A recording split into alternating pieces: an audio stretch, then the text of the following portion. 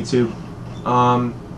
This is actually my first video, but you're here because you want to learn how to scream, I'm guessing. But anyways, I thought I'd make this video because I've seen a lot of videos on the topic, and a lot of them I either disagree with or I don't think gets you to real screaming. Like I'm sure that I'm probably not the first video that you've watched, but you'll hear a lot of things about fry screaming, and when you hear people do it, it often doesn't really sound like, you know, Corey Taylor or whoever you're listening to.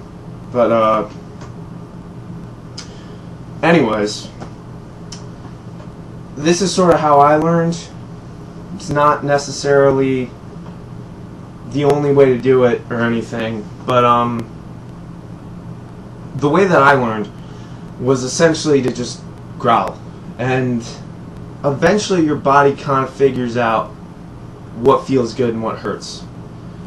I don't think that there's a whole lot of singers that start off and they're just screaming perfectly and everything that they want in their scream is there, and you know, it doesn't hurt or anything like that. So my advice, maybe terrible advice, but my advice and what worked for me was sort of push through it.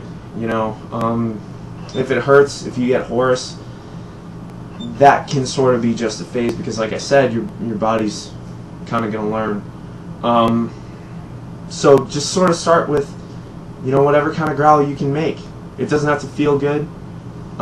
It probably won't, to be honest with you. Don't go too hard or anything. You don't want to not be able to talk, but you know, do a song or two and see where you're at, see how you feel, and just sort of keep going with it. You know, you may start off with just a sound that's kind of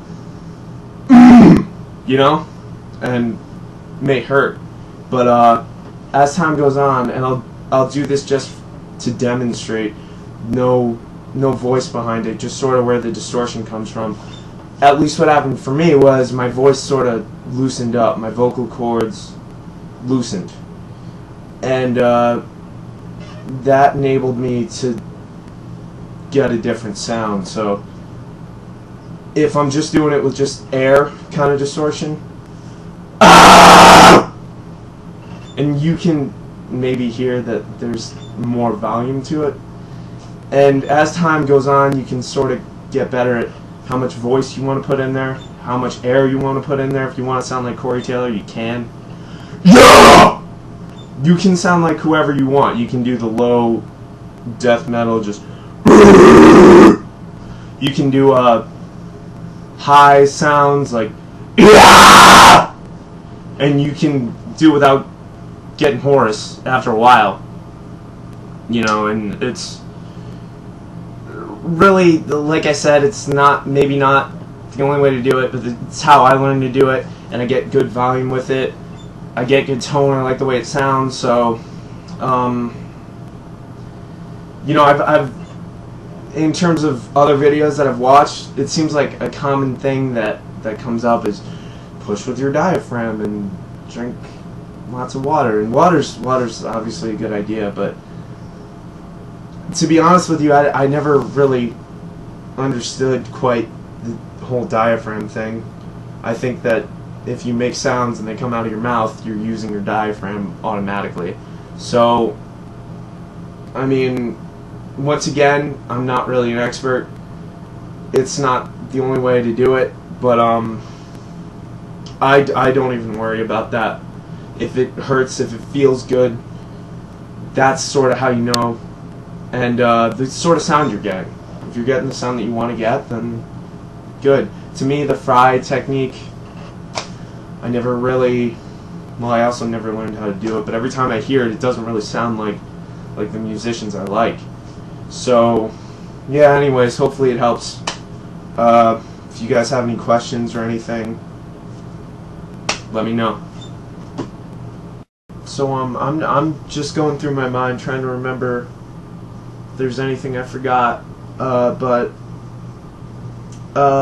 one thing that really helped me a lot is to, before I really go into screaming, full blown, I start off quiet, and I focus really just on distortion, and I make that feel good.